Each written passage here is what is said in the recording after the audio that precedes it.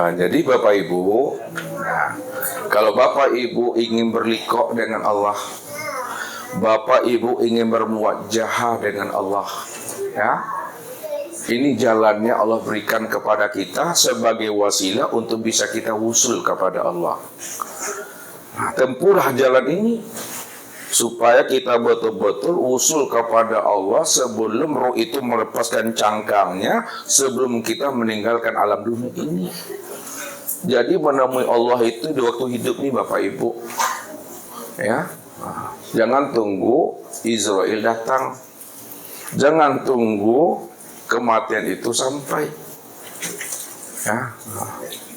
Betul-betul, ya. Waktu hidup kita ini kita mesti berliqo dan bermuwajahah dengan Allah. Sebagai dasarnya Bapak Ibu, ini surat Al-Kahfi, ya, ayat 110 menjelaskan ini.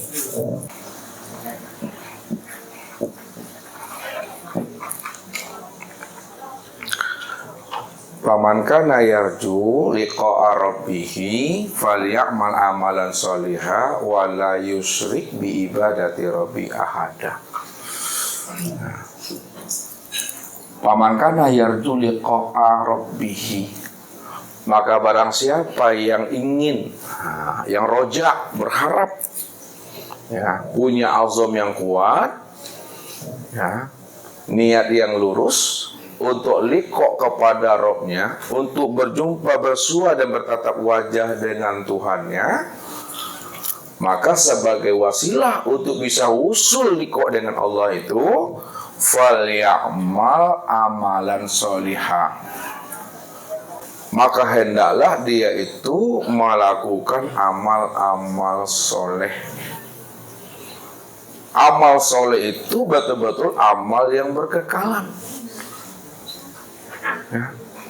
Karena amal soleh yang berkekalan itu amal yang betul-betul yang terbaik di sisi Allah. Wal baqiyatu sholihatu khairun inda rabbika. Amal soleh yang berkekalan itulah amal yang terbaik di sisi Allah. Wala yusyrik bi ibadati rabbih ahada. Kalau kamu sudah melakukan amal soleh yang berkekalan, maka janganlah kamu sekali-kali menyandingkan aku dengan sesuatu apapun dalam beribadah.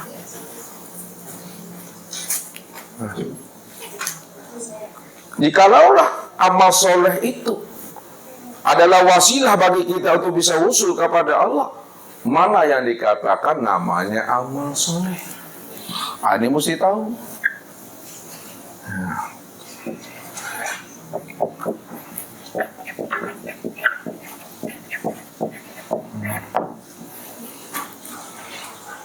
Amal itu perbuatan soleh itu yang mampu menghantarkan sampai kepada Tuhan.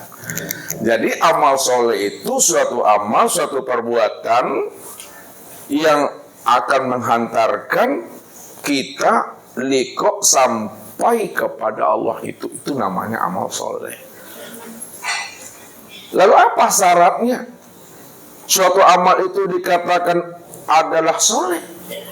Walaupun sholat itu dikatakan amal soleh, puasa amal soleh, berzakat, berhaji, beramal soleh, apakah sholat yang dikatakan amal soleh itu sudah menjadi amal soleh bagi kita yang akan menghantarkan kita untuk liqo kepada Allah atau belum? Tentu mesti dipenuhi akan syaratnya. Kalau tidak terpenuhi akan syaratnya,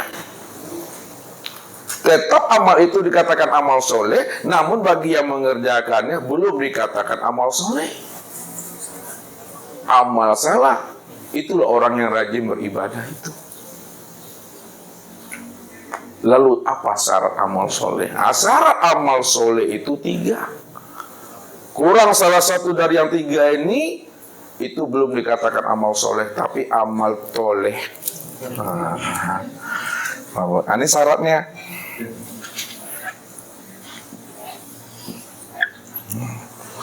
Yang pertama syarat amal soleh itu adalah ma'rifatullah.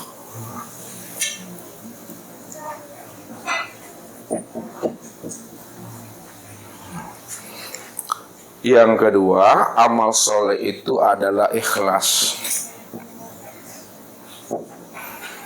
Yang ketiga, amal soleh itu syaratnya sesuai dengan syariat.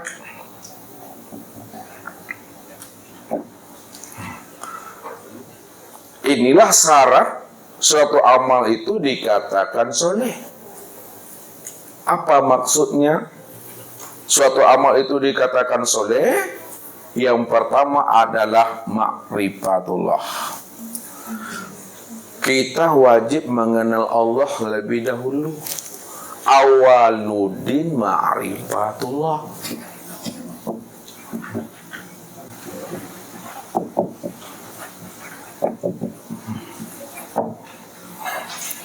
Awal mulanya kita beragama, awal mulanya kita akan mendirikan ibadah, mesti wajib mengenal Allah itu.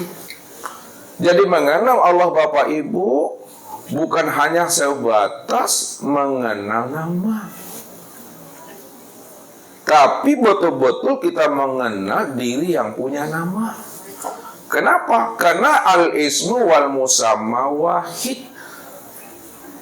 Nama dengan diri yang punya nama itu ahad esa. Tak pernah berpisah. Nama dengan diri yang punya nama itu berpisah cerai. Sama seperti gula dengan manisnya, cabai dengan pedasnya, tidak akan pernah berpisah. Ahad dia. Kalau dia adalah ahad, dia adalah esa, tunggal, tidak berpisah. Itu maknanya ketika Bapak Ibu menyebut namanya mesti jelas nyata wujudnya, jelas orangnya. Disebut namanya spidol, ini orangnya. Disebut namanya Mik, ini orangnya. Disebut namanya Bapak Tulis, ini orangnya. Begitulah sebenarnya kata Nabi. Kita mengimani Allah itu bukan hanya sebatas iqrarun bilisan.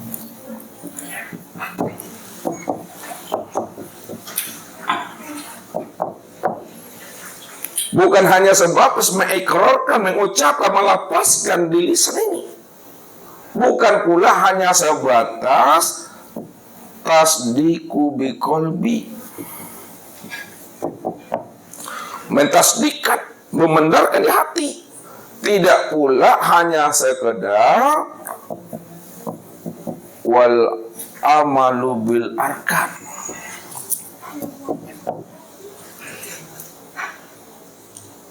Akan tetapi setelah kita ikrarkan bilisan, tasdikkan dengan hati, melakukan dengan amal, betul-betul kita menyaksikan Allah yang kita ibadati itu. Itulah syarat amal soleh. Makanya Imam Ali, orang-orang kasab, orang-orang arifin, saking kasabnya dengan Allah, saking tidak berjaraknya dengan Allah, saking nyatanya Allah itu dalam pandangan hatinya dan pandangan mata zahirnya. Mereka mengatakan la na'budu rabbana lam yarum. Kami tidak akan pernah sembah Tuhan itu kalau Tuhan yang kami ibadati itu kami belum melihat dan menyaksikannya.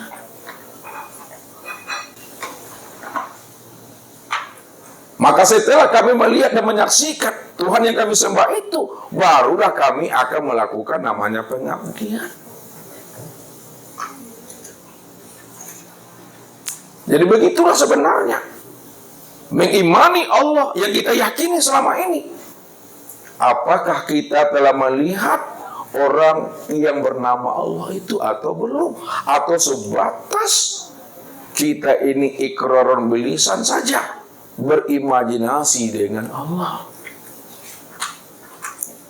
Kalau kita mau mempergunakan kecerdasan rohani dan akal pikir, tentu kita pingin amal kita itu betul-betul amal yang sampai, tidak amal dalam bentuk fata morgana, tidak bentuk dalam amal yang berpura-pura, tapi betul-betul amal yang bermakrifat.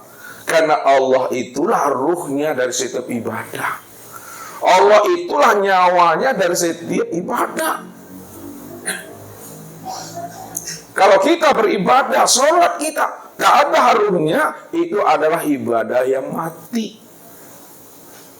Itu dikatakan ibadah batang tubuh. Dia belum dikatakan orang yang menunaikan ibadah sholat, tapi dia dikatakan orang yang melakukan perbuatan sholat. Orang yang melakukan perbuatan sholat, pekerjaan sholat, nampak pada tubuhnya ini. Aqwalun wa af'alun muftatahatun bitakbiri wa mukhtatamatun bitaslim. Sholat itu adalah beberapa ucapan dan perbuatan yang diawali dengan takbir atau ikhram dan diakhiri dengan salam. Tapi kalau dia tidak mengenal Allah, maka tidak ada harumnya. Kalau tidak ada harumnya, itulah sholat yang mati. Sholat batang tubuh namanya. Itulah orang yang mengerjakan perbuatan sholat, tata cara sholat. Anak kecil, anak kita pandai itu.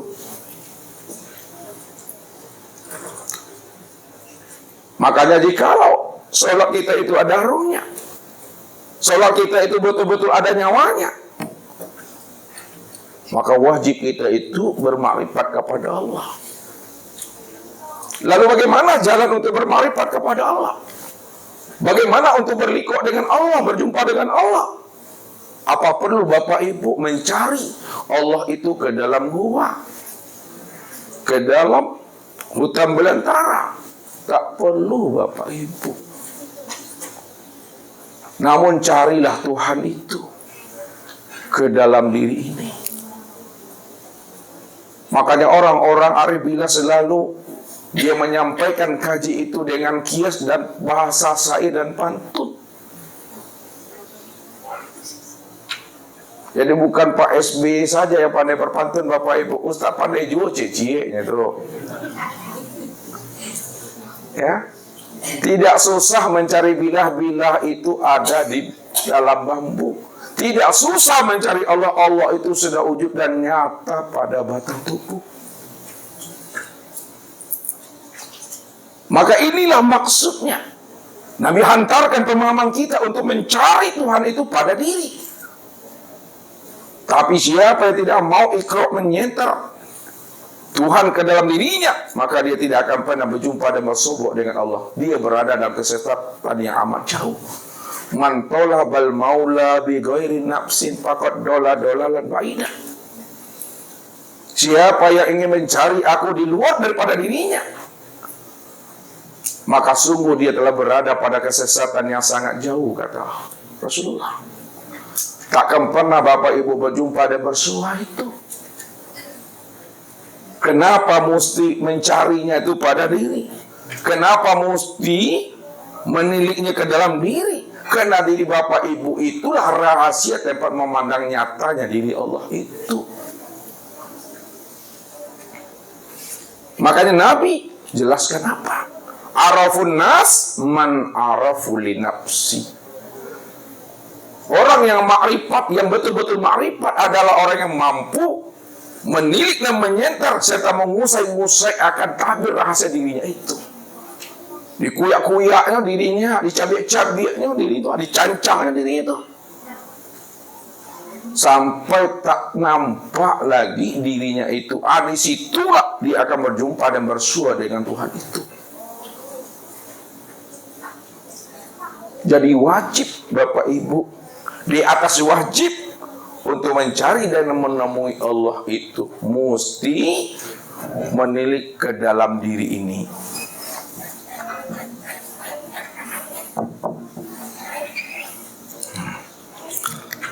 Ya. Maka apa kata Nabi? Man arafa nafsahu faqad arafa rabbahu.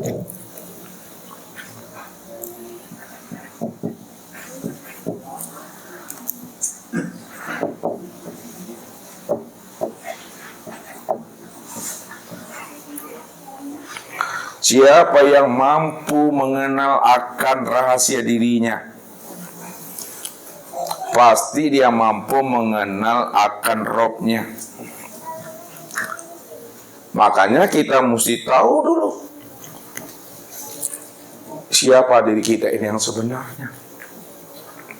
Mana yang dikatakan yang sebenar-benar diri itu.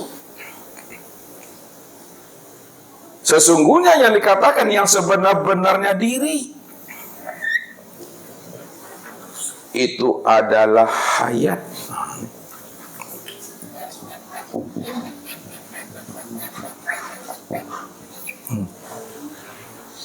Yang sebenar-benar diri itu adalah hayat. Hidup. Kalau tak ada hayat pada batang tubuh kita ini, tak bergerak batang tubuh ini, itulah diri kita itu, si hayat. Namun hayat itu baru nama. Cari, temui siapa si hayat itu. Sebenar-benarnya hayat itu yang sebenarnya itu adalah ruh.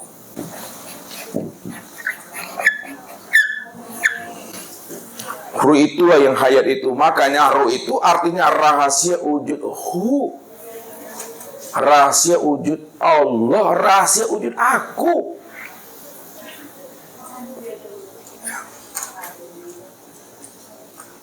Rupanya hayat itu, ruh itu yang si hayat tuh.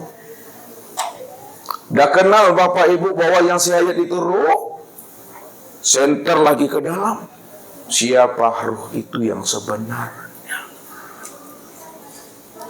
Ruh itulah yang dikatakan namanya Muhammad.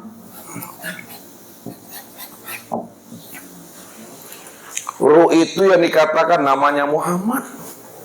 Muhammad itu nyatanya sifat Allah. Nyatanya sifat ma'ani. Sifat yang 7 itu Bapak Ibu.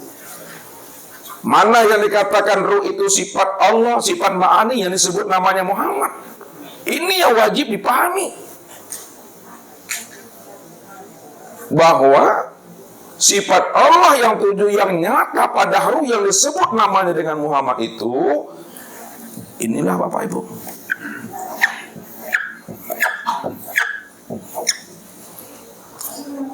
Adalah sama. Yang dua, basar. Yang ketiga, kalam. 4, ilmu. 5, kudrat. 6, iradat. 7, hayat. Sama, basar, kalam, ilmu, kudrat, dan iradat itulah yang disebut namanya dengan Muhammad. Muhammad itu yang katakan ruh itu. Ini yang dimaksudkan Allah. Wa'lamu anna fikum Rasulullah.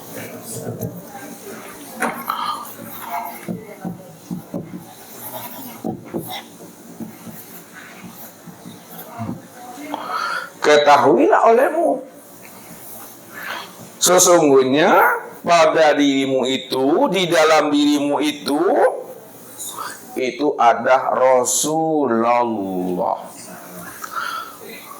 Makanya Rasulullah itu adalah utusan Allah. Itu yang disingkat namanya dengan rasa, kan Ustaz? Rasa Rasul Allah. Rahasia Allah.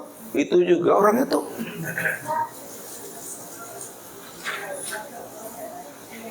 Jadi siapa yang telah mengenal Rasul Allah, rahasia Allah, yang wujud pada dirinya yang dikatakan namanya ruh,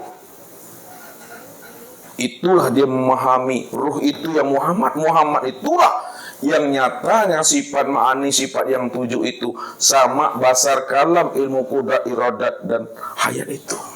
Siapa Muhammad itu? Muhammad itu tiada lain adalah aku. Muhammad itu aku. Karena Muhammad itu kan nyatanya sifat Allah. Kalaulah Muhammad itu adalah sifat Allah, itu maknanya Muhammad itu ya sifatku. Kalaulah Muhammad itu sifatku itulah aku itu. Yang sudah nyata, yang sudah wujud, kesempurnaan dirinya itu disebutlah namanya dengan insan.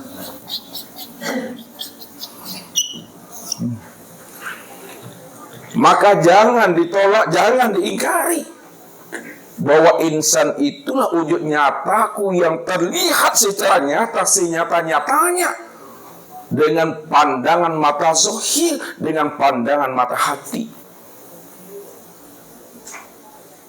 Maka pandangan mata zahir ini adalah kenyataan pandangan mata hati. Kalaulah pandangan mata zahir ini adalah kenyataan pandangan mata hati, maka pandangan zahir ini dibatinkan, pandangan batin itu dizahirkan. Pandang satu wujudnya, zahir dan batin itu tiada lain adalah aku yang bernama insan.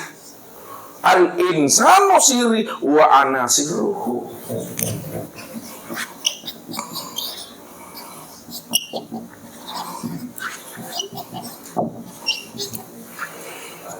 Insan itu adalah rahasiaku, dan akulah yang menjadi rahasia dirinya.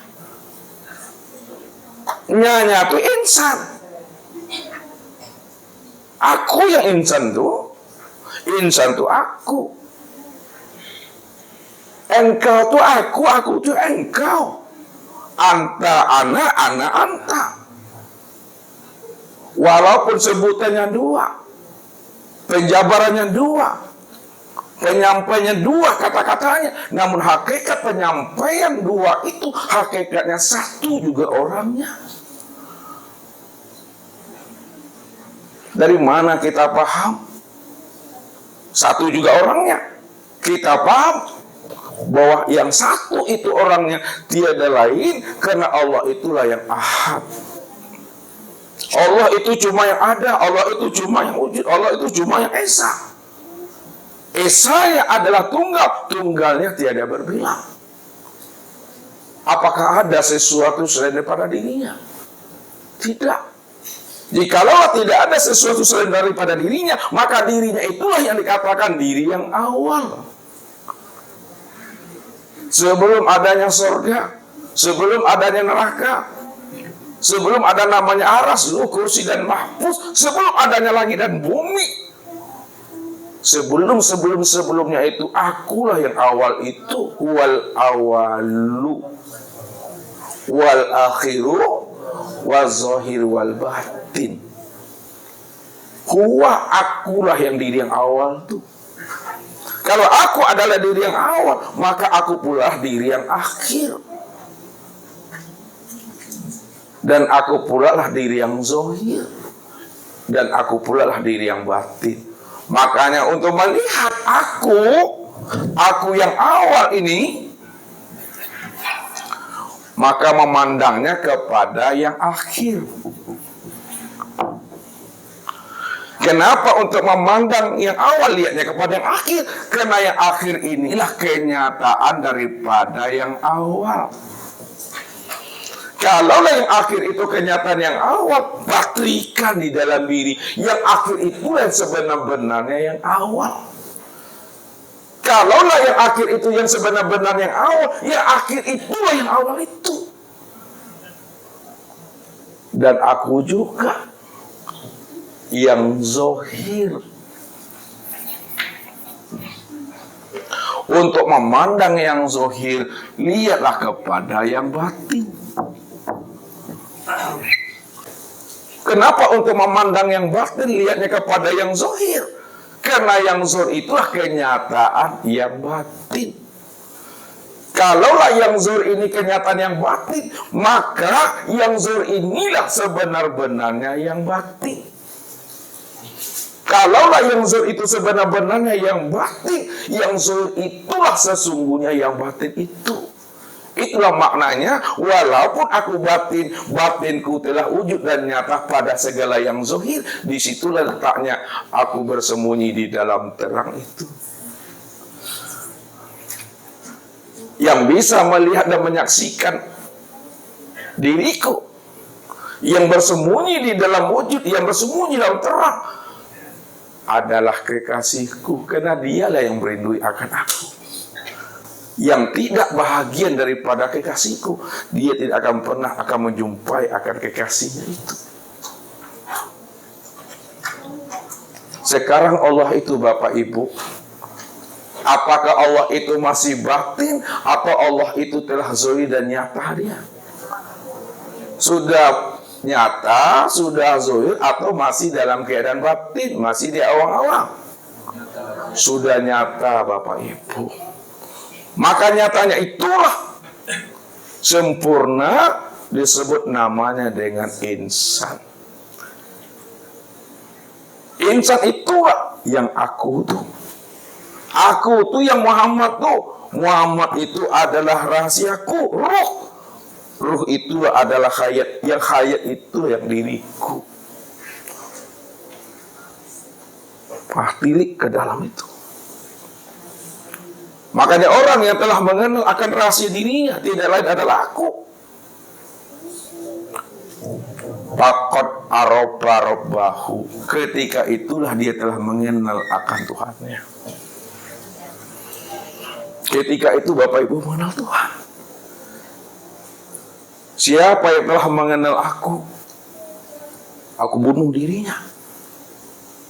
Siapa yang telah bisa memandang aku bunuh dirinya. Aku butakan matanya, aku tulikan telinganya, aku bisukan kalamnya. Man arafa rabbahu fasadal jasad.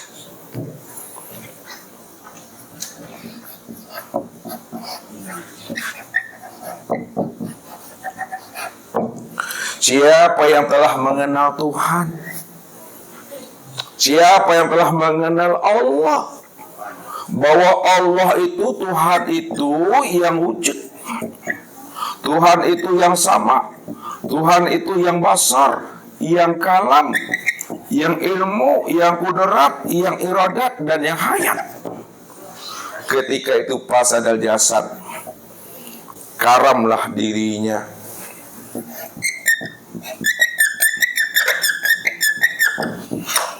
Karam diri itu maksudnya hancur dirinya. Hancur diri itu maksudnya hapus dirinya. Hapus dirinya itu adalah lenyap. Itu adalah sirna. Itu adalah hilang. Itu adalah mati.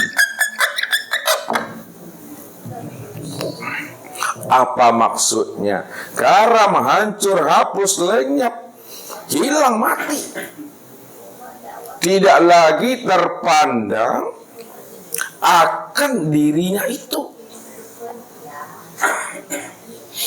Makanya syarat untuk menjadi kekasihnya Allah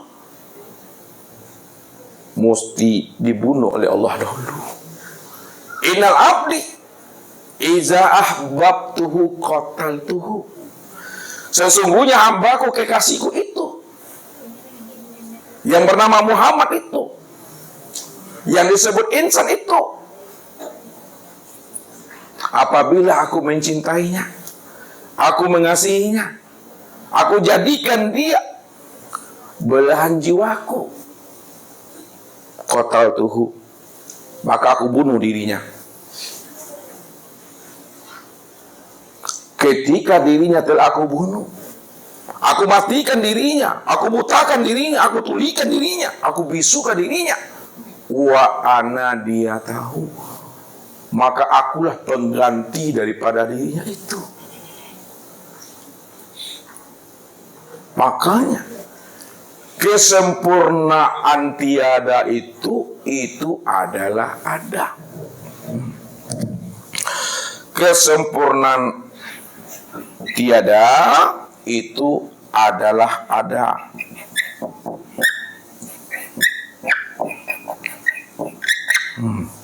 Kesempurnaan tuli itu adalah mendengar. Kesempurnaan buta itu adalah melihat. Kesempurnaan bisu berkata. Kesempurnaan bodoh mengetahui. Kesempurnaan lemah kuat. Kesempurnaan papa kehendak. Kesempurnaan mati adalah hidup. Kalaulah kesempurnaan mati itu adalah hidup, lihat. Kalaulah kesempurnaan mati itu adalah hidup, siapa yang hidup itu? Yang hidup itu adalah Allah. Kalaulah kesempurnaan Bapa itu adalah kehendak, siapa yang berkehendak itu? Allah. Kalaulah kesempurnaan lemah itu adalah kuat, siapa yang sebenar kuat itu? Kalaulah kesempurnaan bodoh itu mengetahui, siapa yang mengetahui itu? Allah. Kalaulah kesempurnaan buta itu melihat, siapa sebenarnya yang melihat itu? Allah. Kalaulah kesempurnaan tuli itu mendengar, siapa sebenarnya yang mendengar itu? Allah. Kalaulah kesempurnaan tiada itu adalah ada, siapa yang sebenar ada itu? Yang sebenar ada itu adalah Allah. Kalau memang Allah semuanya, lalu mana orangnya? Siapa sebutannya? Orangnya itulah yang dikatakan insan. Insan itu yang diri Bapak Ibu ini. Walaupun insan itu Ustaz tunjuk diri Bapak Ibu, tapi dirinya Bapak Ibu bukanlah kenyataan wujud diri Bapak Ibu. Walaupun Bapak Ibu Ustaz katakan orang, tapi orangnya diri Bapak Ibu bukanlah kenyataan wujud diri Bapak Ibu. Lalu siapa orang? Siapa insan? Orang dan insan itu adalah diriku. Karena aku yang wujud, aku yang ada. Dirimu tak ada. Kalau dirimu tak ada, yang ada itu hanya aku, maka akulah insan itu. Disitulah Bapak Ibu telah berliqo namanya. Disitulah Bapak Ibu sudah bermuajahah namanya. Disitulah Bapak Ibu telah bermusyahadah namanya. Disitulah Bapak Ibu telah bertatap wajah namanya.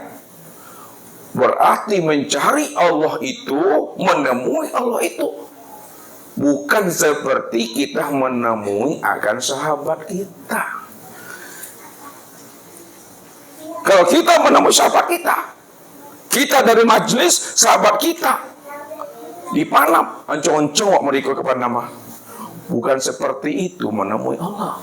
Menemui Allah itu maksudnya kenalilah diri kita ini.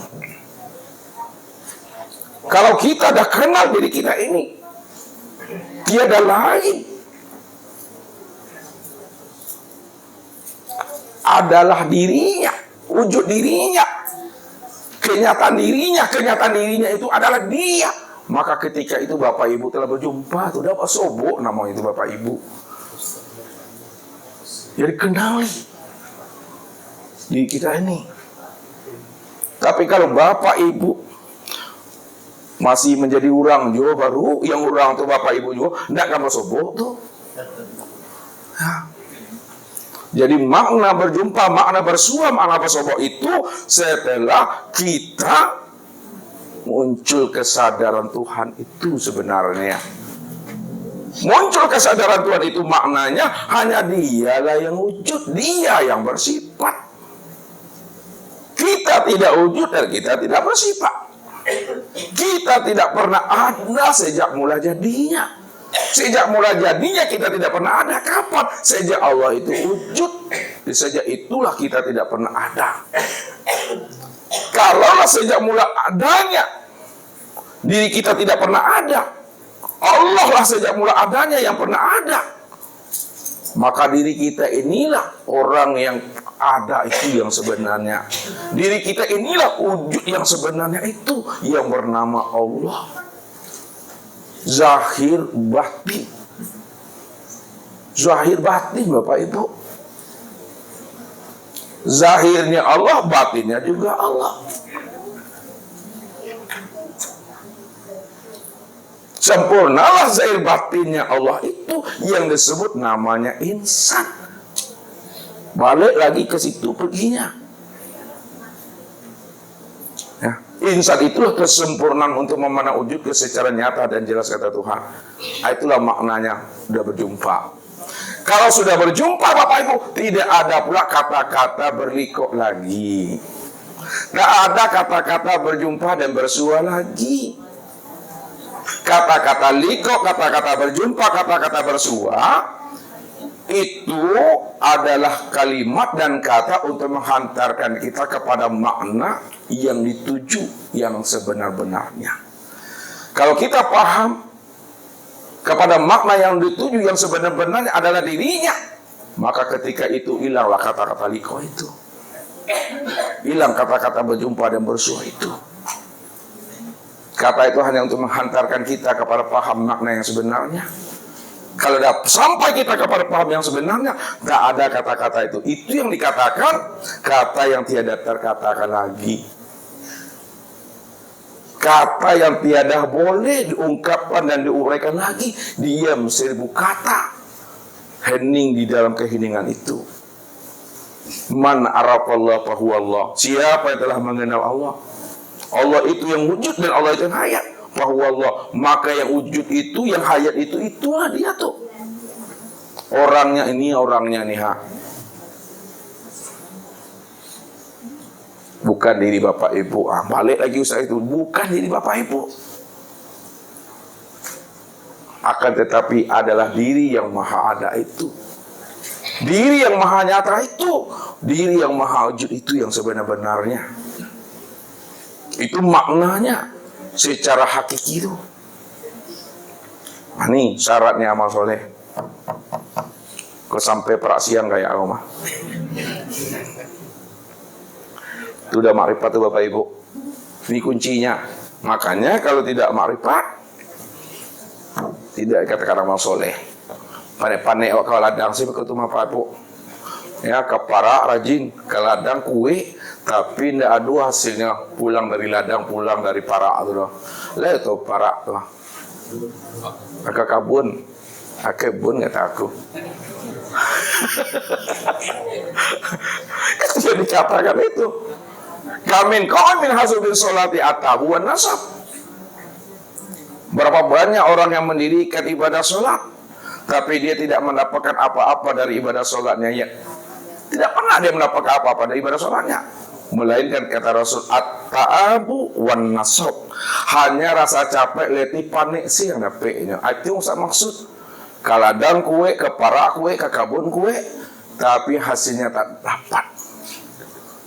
Maknanya, udah lusuh badanku rajin beribadah. Ala karipu ibadanku kena rajin beribadah. Ala usah, ala lapu tuaku. Tapi tak mengenal Allah. Tuanya aku itu hampa dan sia-sia.